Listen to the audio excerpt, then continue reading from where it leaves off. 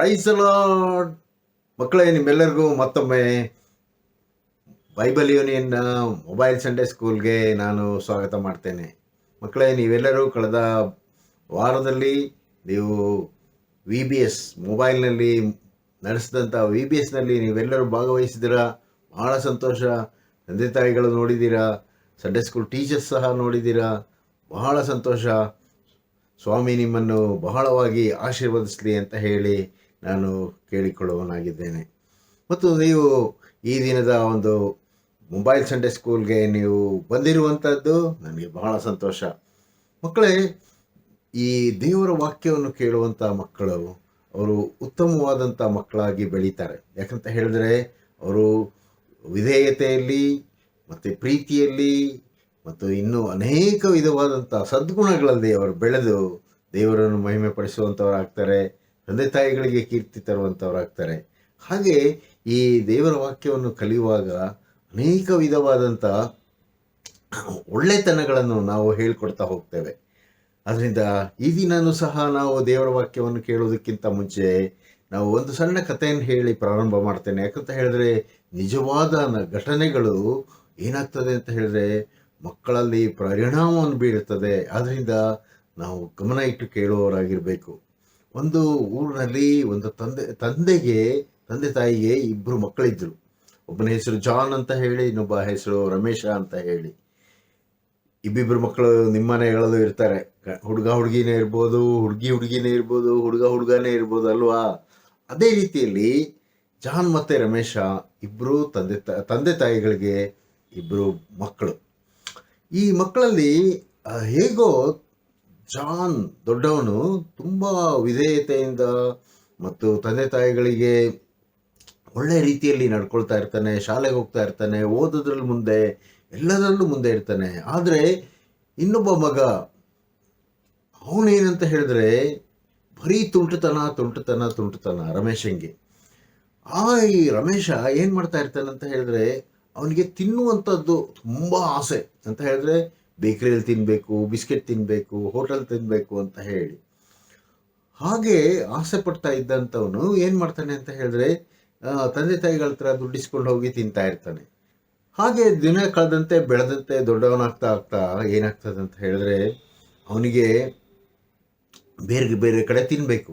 ಅದಕ್ಕೋಸ್ಕರ ಅವನೇನು ಮಾಡ್ತಾನಂತ ಹೇಳಿದ್ರೆ ತಂದೆಯ ಜೋಬಿನಲ್ಲಿರುವಂಥ ಹಣವನ್ನು ಸ್ವಲ್ಪ ತೆಗಿತಾನೆ. ಮೊದಲಿಗೆ 10 ರೂಪಾಯಿ ತೆಗಿತಾನೆ, ತಂದೆಗೆ ಗೊತ್ತಾಗೋದಿಲ್ಲ. ಆಮೇಲೆ 50 ರೂಪಾಯಿ ತೆಗಿತಾನೆ, ತಂದೆಗೆ ಗೊತ್ತಾಗೋದಿಲ್ಲ. ಆಮೇಲೆ 100 ರೂಪಾಯಿ ತೆಗಿತಾನೆ, ತಂದೆಗೆ ಗೊತ್ತಾಗೋದಿಲ್ಲ.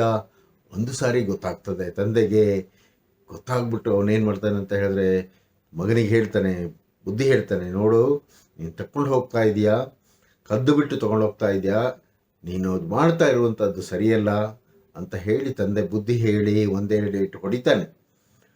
ಆನಂತರ ಏನಾಗ್ತದೆ ಅಂತ ಹೇಳಿದ್ರೆ ಈ ತಂದೆ ಹೇಳಿದಂಥ ಬುದ್ಧಿಯನ್ನು ಸಹ ಕೇಳದೆ ಅವನೇನು ಮಾಡ್ತಾನೆ ಅಂತ ಹೇಳಿದ್ರೆ ಬೇರೆ ಬೇರೆ ಕಡೆಯಲ್ಲಿ ಕದಿಯುವುದಕ್ಕೆ ಯೋಚನೆ ಮಾಡ್ತಾನೆ. ಅದು ಹೇಗೆ ಅಂತ ಹೇಳಿದ್ರೆ ಯಾವುದಾದ್ರೂ ಒಂದು ಅಂಗಡಿಗೆ ಹೋಗಿ ಅಲ್ಲಿ ಅಂಗಡಿಯವರು ಏನು ಮಾಡ್ತಾ ಇರ್ತಾರೆ, ಸಾಮಾನು ಕಟ್ತಾ ಇರ್ತಾರಲ್ಲ, ಅವರ ಒಂದು ಹಣ ಇಡುವಂಥ ಬಾಕ್ಸ್ ಏನಾದರೂ ಹತ್ತಿರದಲ್ಲಿತ್ತು ಅಂತ ಹೇಳಿದ್ರೆ ನೋಡಿಕೊಂಡು ಅವ್ರು ಆ ಕಡೆ ತಿರುಗಿದಾಗ ಟಕ್ ಅಂತ ತೆಗೆದು ಎತ್ಕೊಳ್ಳುವಂಥದ್ದನ್ನು ಮಾಡೋದಕ್ಕೆ ಪ್ರಾರಂಭ ಮಾಡ್ತಾನೆ. ಮಕ್ಕಳೇ, ಬೈಬಲ್ ಹೇಳ್ತದೆ ಕದಿಯಬಾರದು ಅಂತ ಹೇಳಿ ಅಲ್ವಾ? ಕದಿಯಬಾರದು. ಯಾವ ಮಕ್ಕಳೇ ಆಗಲಿ ನೀವು ಕದಿಯಬಾರದು ಮಕ್ಕಳೇ. ಆದರೆ ಆ ಮಗ ಏನು ಮಾಡ್ತಾನಂತ ಹೇಳಿದ್ರೆ ರಮೇಶ ಕದಿಯುವಂಥದ್ದಕ್ಕೆ ಬಿದ್ದು ಬಿಡ್ತಾನೆ. ಅಂಗಡಿಯವರು ಕದ್ಕೊಂಡು ಓಡಿ ಹೋಗ್ಬಿಟ್ರೆ ಅವನ್ನ ಹಿಡಿಯೋದಕ್ಕೆ ಓಡಿ ಬಂದರೆ ಅಂಗಡಿಯಲ್ಲಿ ಯಾರು ಇರ್ತಾರೆ? ಯಾರೂ ಇರೋದಿಲ್ಲ. ಹಾಗೆ ಅವನು ಅನೇಕ ಕಡೆಗಳಲ್ಲಿ ಈ ಕದಿಯುವಂಥ ಕೆಲಸವನ್ನು ಮಾಡ್ತಾನೆ. ಆದರೆ ಕಳ್ಳ ಒಂದಲ್ಲ ಒಂದು ದಿನ ಏನಾಗಬೇಕು, ಸಿಕ್ಕಿಕೊಳ್ಳೇಬೇಕು ಅಲ್ವಾ? ಅದೇ ರೀತಿಯಲ್ಲಿ ಒಂದು ದಿನ ಒಂದು ಅಂಗಡಿಯಲ್ಲಿ ದುಡ್ಡು ತೆಗೆದು ಓಡಬೇಕಾದ್ರೆ ಜನ ಹಿಡಿದುಬಿಟ್ಟು ಅವನನ್ನು ಏನು ಮಾಡ್ತಾರೆ, ಅಂಗಡಿಯವನು ತಗೊಂಡೋಗಿ ಪೊಲೀಸ್ ಸ್ಟೇಷನ್ಗೆ ಹಾಕ್ಬಿಡ್ತಾನೆ. ಪೊಲೀಸ್ ಸ್ಟೇಷನಲ್ಲಿ ಗೊತ್ತಲ್ಲ, ಸಾರೇ ಹೊಡೆತ ಬಿದ್ದ ಆದಮೇಲೆ ತಂದೆಯನ್ನು ಕರೆಸ್ತಾರೆ. ತಂದೆಯನ್ನು ಕರೆಸುವಾಗ ಇವನನ್ನು ಎಲ್ಲಿಟ್ಟಿದ್ದಾರೆ, ಸ್ಟೇಷನಲ್ಲಿ ಇರುವಂಥ ಒಂದು ಕೊಠಡಿ ಇರುತ್ತದಲ್ಲ, ರಾಡ್ ಹಾಕಿರುವಂಥದ್ದು, ಅದರಲ್ಲಿ ಕೂರಿಸಿರ್ತಾರೆ. ಆ ತಂದೆ ಅಲ್ಲಿ ಬಂದಾಗ, ರಮೇಶ ಜಾನ್ನ ತಂದೆ ಬಂದಾಗ ತಂದೆಗೆ ನೋಡಿ ಬಹಳ ದುಃಖ ಆಗ್ಬಿಡ್ತದೆ. ದುಃಖ ಆಗಿದೆ. ತಂದೆ ಜೋರಾಗಿ ಅಳೋದಕ್ಕೆ ಶುರು ಮಾಡಿ ಮೊಣಕಾಲು ಬಿದ್ದು ಜೋರಾಗಿ ಅಳೋದಕ್ಕೆ ಶುರು ಮಾಡ್ತಾನೆ. ಅಯ್ಯೋ ನನ್ನ ಮಗನೇ, ನೀನನ್ನು ನಾನು ಈ ಜೈಲಿನಲ್ಲಿ ನೋಡ್ತಾ ಇದ್ದೀನಿ, ಪೊಲೀಸ್ ಸ್ಟೇಷನ್ನಲ್ಲಿರುವಂಥ ಜೈಲಿನಲ್ಲಿ ನಾನು ನೋಡ್ತಾ ಇದ್ದೀನಿ ಅಂತ ಹೇಳಿ ಅಳೋದಕ್ಕೆ ಪ್ರಾರಂಭ ಮಾಡ್ತಾನೆ. ಆ ಕೂಗಿದಂಥ ಆ ಶಬ್ದ ರಮೇಶನ ಹೃದಯದಲ್ಲಿ ಒಂದು ಕಾರ್ಯವನ್ನು ಮಾಡ್ತದೆ. ಮಕ್ಕಳೇ, ಆ ರಮೇಶ ಜೋರಾಗಿ ಅಪ್ಪ ಅಪ್ಪ ಇನ್ಮೇಲೆ ನಾನು ಮಾಡಲ್ಲ, ನನ್ನನ್ನು ಬಿಡಿಸ್ಕೊಂಡು ಹೋಗಪ್ಪ, ನನ್ನನ್ನು ಬಿಡಿಸ್ಕೊಂಡು ಹೋಗಪ್ಪ ಅಂತ ಹೇಳಿ ಜೋರಾಗಿ ಅಳೋದಕ್ಕೆ ಪ್ರಾರಂಭ ಮಾಡ್ತಾನೆ. ಮಕ್ಕಳೇ, ಅನೇಕ ಸಾರಿ ನಮ್ಮ ಜೀವಿತದಲ್ಲಿ, ನಿಮ್ಮ ಜೀವಿತದಲ್ಲಿ ಈ ರೀತಿ ಆಗಬಹುದು. ಆದರೆ ಕಳ್ಳತನ ಮಾಡುವಂಥದ್ದು ತಪ್ಪು, ತಂದೆ ತಾಯಿಗಳಿಗೆ ವಿರೋಧವಾಗಿ ಹೋಗುವಂಥದ್ದು ತಪ್ಪು. ಆ ಮೂಲಕ ನಾವು ಈ ಲೋಕದ ಅಪರಾಧ ಸ್ಥಾನದಲ್ಲಿ ನಿಲ್ತೀವಿ, ಅಪರಾಧಿಗಳಾಗಿ ಶಿಕ್ಷೆಗೆ ಒಳಗಾಗಬಹುದು. ಆದರೆ ತಂದೆ ಕಾಡಿಬೇಡಿ, ಪೊಲೀಸ್ನವ್ರ ಹತ್ರ ಕಾಡಿಬೇಡಿ, ಇನ್ಮೇಲೆ ನನ್ನ ಮಗನನ್ನು ಸರಿಯಾಗಿ ಸಾಕ್ತೀನಿ ಅಂತ ಹೇಳಿ ಏನು ಮಾಡ್ತಾನೆ ಅಂತ ಹೇಳಿದ್ರೆ ಬಿಡಿಸ್ಕೊಂಡು ಬರ್ತಾನೆ.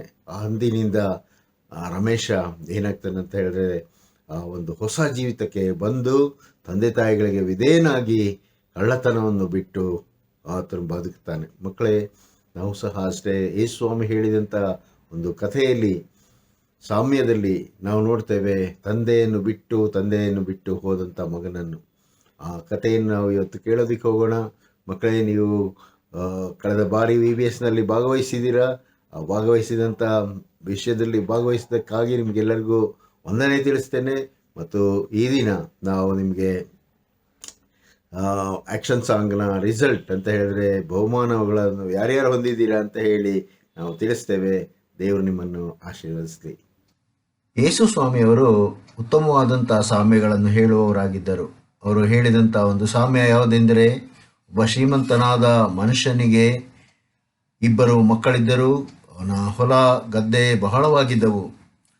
ಅವರಲ್ಲಿ ಕಿರಿಯನು ತಂದೆಗೆ, ಅಪ್ಪ, ಆಸ್ತಿಯಲ್ಲಿ ನನಗೆ ಬರಬೇಕಾದ ಪಾಲನ್ನು ಕೊಡು ಎಂದು ಕೇಳಿಕೊಳ್ಳುವಾಗ ತಂದೆಯು ಬದುಕನ್ನು ಅವರಿಬ್ಬರಿಗೂ ಹಂಚಿಕೊಟ್ಟನು. ಸ್ವಲ್ಪ ದಿವಸಗಳಾದ ಮೇಲೆ ಆ ಕಿರಿ ಮಗನು ತನ್ನ ಬಂದಂಥ ಆ ಆಸ್ತಿಯ ಪಾಲನ್ನು ಕೂಡಿಸಿಕೊಂಡು ದೂರ ದೇಶಕ್ಕೆ ಹೋಗಿ ಅಲ್ಲಿ ಕೆಟ್ಟ ಬದುಕನ್ನು ಬದುಕಿ ತನ್ನ ಆಸ್ತಿಯನ್ನು ಸೂರೆ ಮಾಡಿಕೊಂಡು ಬಿಟ್ಟನು. ಆ ಸಮಯದಲ್ಲಿ ಆತನೊಂದಿಗಿದ್ದಂಥ ಸ್ನೇಹಿತರೆಲ್ಲರೂ ಅವನನ್ನು ಬಿಟ್ಟು ಹೋದರು. ಅದಾದ ನಂತರ, ಬಹಳ ಕಾಲದ ನಂತರ, ಅವನು ಎಲ್ಲವನ್ನು ಹಾಳು ಮಾಡಿಕೊಂಡ ಮೇಲೆ ಆ ದೇಶದಲ್ಲಿ ಬಹಳವಾಗಿ ಘೋರವಾದಂಥ ಬರ ಬಂದು ಬಿಟ್ಟಿತು. ಆಗ ಅವನು ಗತಿಯಿಲ್ಲದವನಾದನು. ಆಗ ಅವನ ಸ್ನೇಹಿತರು ಅವನನ್ನು ಬಿಟ್ಟು ಹೋಗುವಾಗ ಆ ದೇಶದಲ್ಲಿರುವಂಥ ಒಬ್ಬ ನಿವಾಸಿಗಳೊಳಗೆ ಆತನು ಸೇರಿಕೊಂಡನು. ಅವನು ಕೆಲಸವನ್ನು ಕೇಳುವಾಗ ಆ ಮನುಷ್ಯನು ಹಂದಿಗಳನ್ನು ಮೇಯಿಸುವುದಕ್ಕೆ ಅವನನ್ನು ತನ್ನ ಹೊಲಗಳಿಗೆ ಕಳಿಸಿದನು. ಹೀಗಿರಲಾಗಿ ಅವನು ಹಂದಿ ತಿನ್ನುತ್ತಿದ್ದ ಕಾಯಿ ಪಲ್ಯಗಳನ್ನಾದರೂ ತಿನ್ನಬೇಕೆಂದು ಆಶಿಸಪಟ್ಟನು. ಆದರೂ ಯಾರೂ ಅವನಿಗೆ ತಿನ್ನುವುದಕ್ಕೆ ಕೊಡಲಿಲ್ಲ.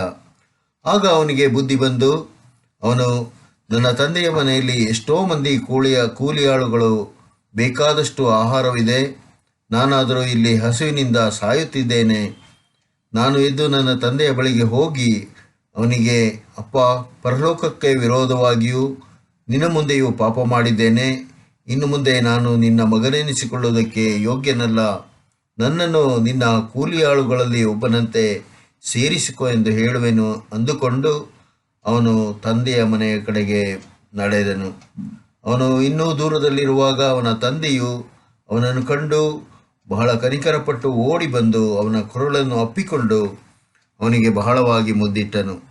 ಆದರೂ ಆ ಮಗನು ಅವನಿಗೆ, ಅಪ್ಪ, ಪರಲೋಕಕ್ಕೆ ವಿರೋಧವಾಗಿಯೂ ನಿನ್ನ ಮುಂದೆ ಪಾಪ ಮಾಡಿದ್ದೇನೆ.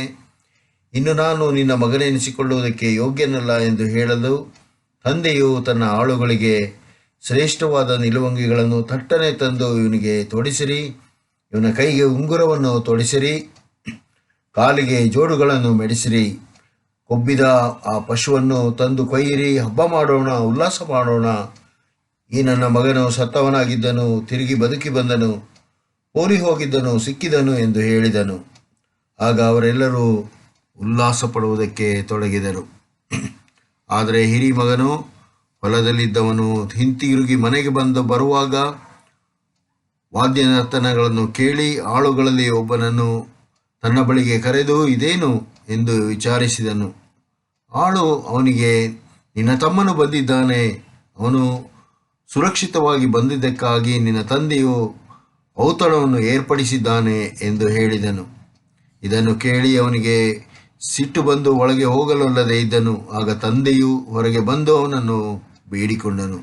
ಆದರೆ ಅವನು ತಂದೆಗೆ, ನೋಡು, ನಾನು ಇಷ್ಟು ವರ್ಷ ನಿನ್ನ ಸೇವೆ ಮಾಡಿದ್ದೇನೆ, ನನಗೆ ಒಂದಪ್ಪಣೆಯನ್ನಾದರೂ ಮೀರಲಿಲ್ಲ ಮತ್ತು ನನಗೋಸ್ಕರ ಒಂದು ಉಲ್ಲಾಸ ಪಡುವುದಕ್ಕೆ ಯಾವ ಒಂದು ಕಾರ್ಯವನ್ನು ಮಾಡಲಿಲ್ಲ. ಆದರೆ ಇವನು ಸ್ನೇಹಿತರನ್ನು ಕಟ್ಟಿಕೊಂಡು ತನ್ನ ಬದುಕನ್ನು ಹಾಳು ಮಾಡಿಬಿಟ್ಟ ಈ ಮಗನು ಬಂದಾಗ ನೀನು ಔತಣವನ್ನು ಏರ್ಪಡಿಸಿದ್ದಿ ಎಂದು ಉತ್ತರ ಕೊಟ್ಟನು. ಆಗ ತಂದೆಯು, ಕಂದ, ನೀನು ನನ್ನ ಸಂಗಡ ಯಾವಾಗಲೂ ಇದ್ದಿ, ಇರುವುದೆಲ್ಲ ನಿನ್ನದೇ ಎಂದು ಹೇಳಿದನು. ಪ್ರಿಯ ಮಕ್ಕಳೇ, ಈ ಸಮಯದಲ್ಲಿ ತಪ್ಪಿ ಹೋದ ಆ ಮಗನು ತಂದೆಯ ಬಳಿಗೆ ಬರುವಾಗ ತಂದೆ ಆತನನ್ನು ಕ್ಷಮಿಸಿ ಪ್ರೀತಿಸಿದನೆಂಬುದಾಗಿ ನೋಡುತ್ತೇವೆ. ಪ್ರಿಯ ಮಕ್ಕಳೇ, ನೀವು ಸಹ ತಪ್ಪು ಮಾಡಿದವರಾದರೆ ತಪ್ಪನ್ನು ಒಪ್ಪಿಕೊಳ್ಳ್ರಿ. ದೇವರು ನಿಮ್ಮನ್ನು ಆಶೀರ್ವದಿಸಿ ನಿಮ್ಮ ಪಾಪಗಳನ್ನು ಕ್ಷಮಿಸಿಬಿಟ್ಟು ಉತ್ತಮವಾದ ರೀತಿಯಲ್ಲಿ ನಡೆಸಲಿ. ಪ್ರೀತಿಯುಳ್ಳ ನಮ್ಮ ತಂದೆಯ ದೇವರೇ, ಮಕ್ಕಳು ತಪ್ಪು ಮಾಡುವಾಗ ಅವರು ಅದನ್ನು ತಿಳ್ಕೊಂಡು ಒಳ್ಳೆಯ ಮಾರ್ಗಕ್ಕೆ ಬರಲಿಕ್ಕಾಗುವ ಹಾಗೆ ಅವರನ್ನು ನಡೆಸಿರಿ. ಮಕ್ಕಳ ತಂದೆ ತಾಯಿಗಳನ್ನು ಆಶೀರ್ವದಿಸಿರಿ. ಎಲ್ಲ ಮಹಿಮೆ ನಿಮಗೆ ಸಲ್ಲಲಿ. ಯೇಸುವಿನ ನಾಮದಲ್ಲಿ ಬೇಡಿದ್ದೇವೆ ತಂದೆಯೇ, ಆಮೇನ್.